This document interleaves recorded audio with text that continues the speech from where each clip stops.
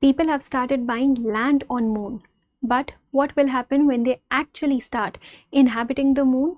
How are technological innovations going to take place? And more importantly, who is going to own those innovations? Which country is going to own those innovations? In this session, we are going to talk about these very important issues, the patenting problem of the space, and why is it so important for us to address this issue at the moment. So let's talk about this in detail. The patent problem of the space. Now, right now it might sound absurd, but we need to understand that the vision that different countries have of inhabiting the space, of finding life outside Earth, the vision that they have of creating these colonies on Moon, on Mars, it's very much possible. It is likely to happen in future. But when that happens, we don't want to open the Pandora's box of problems. We must be equipped beforehand. And the most important problem that we'll face at the moment is the problem of patents. How? Because in space, innovation is not actually an option, unlike on Earth, where innovation can be an option at times. When we want to make our lives better and easier, we go forward with innovation. In terms of space, when we talk about space, or when we talk about inhabiting any other celestial object, innovation is not actually an option, it is actually a necessity. Why? Because right now those objects do not have inhabitable atmosphere or an environment. We'll have to innovate our ways in order to find a conducive environment or create a conducive environment for human beings to live. So innovation is not an option, it is actually a necessity. And when innovation happens, the problem of patenting will follow. Whose patent is it going to be? Who is going to own that innovation? Unlike Earth, we have set rules here how patents are going to be given. We have set rules, but in space we are not going to have those set rules. But at the same time, it is important to understand that giving this protection or giving these patents will also be very, very important in order to drive the innovation. Otherwise, people will not feel motivated, because innovation is expensive. Innovation is time-taking, innovation is expensive, innovation requires years and years of research and hard work, a lot of trials, a lot of risk-taking, and in order to back those things up, patenting is very, very important. That's why patents exist on Earth also, and even in space, where technological innovation is not going to be an option, patenting will have to follow. But the problem will be that the same rules, the same ownership rules are not going to apply to the space. The ownership rules that we have on Earth are not going to apply in the space. How? Because what do we have on Earth? Patenting follows geographical boundaries.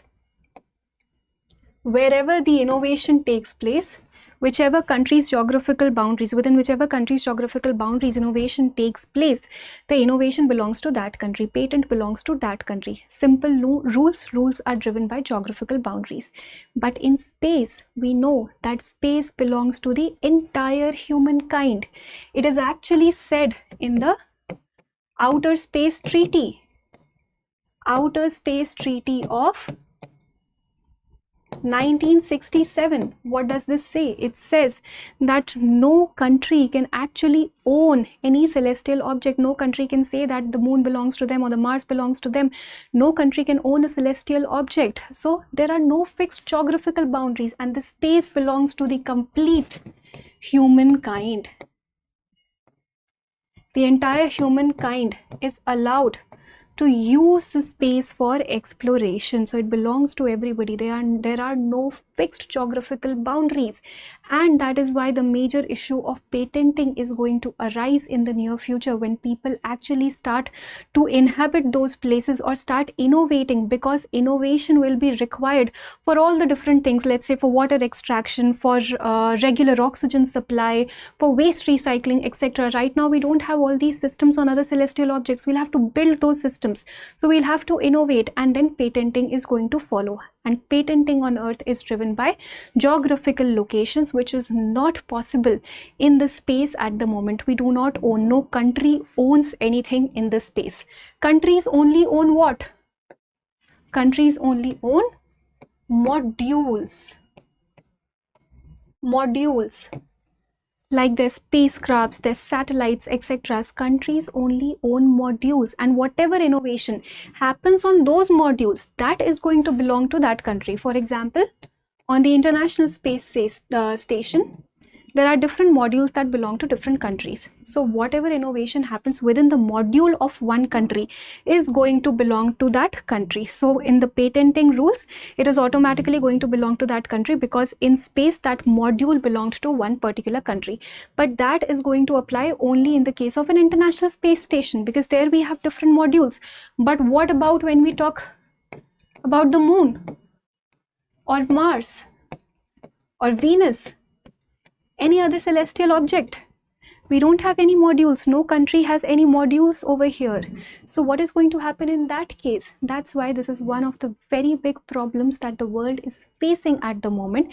It is often unaddressed, but we need to take care of the situation very, very critically.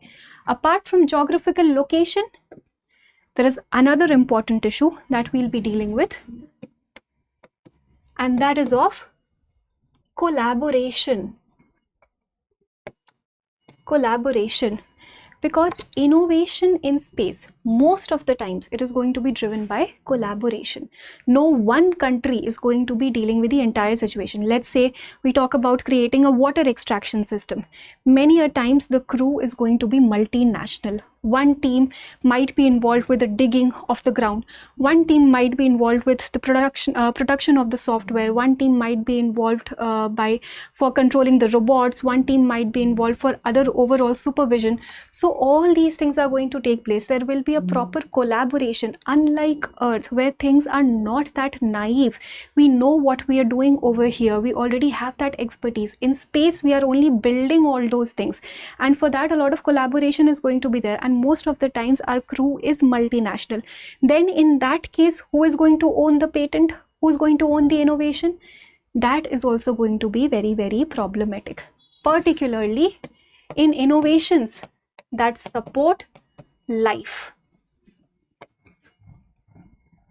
In life supporting innovations, if there are innovations that are extremely important for existence, in life supporting innovations, patenting will have to be dealt with very, very carefully, so that it is not unfair, so that no one country or a group of countries blocks that thing, blocks the life supporting system, and other countries can't get access to it. So patenting in space is a very naive issue at the moment. We do not have enough rules to take care of it.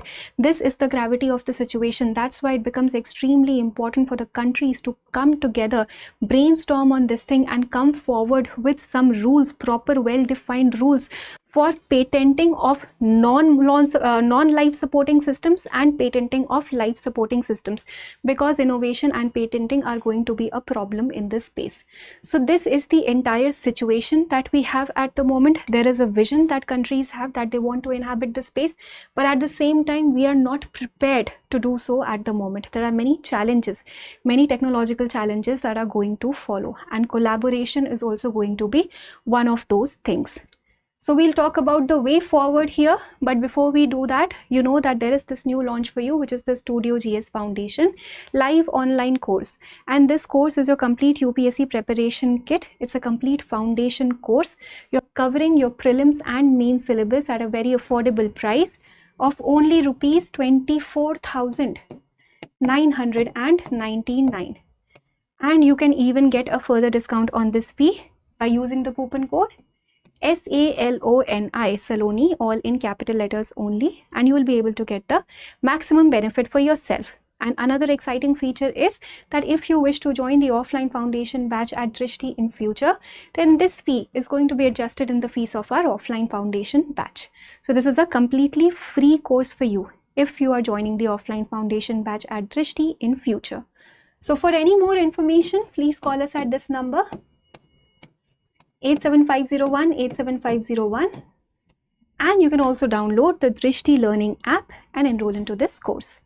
Now let's talk about the way forward of the entire issue over here. We cannot sideline innovation. Innovation will be required if we want to live in this space. At the same time, patenting issues are going to be follow. Collaboration is going to be a challenge over there. Collaboration will take place, and again, patenting is going to problem.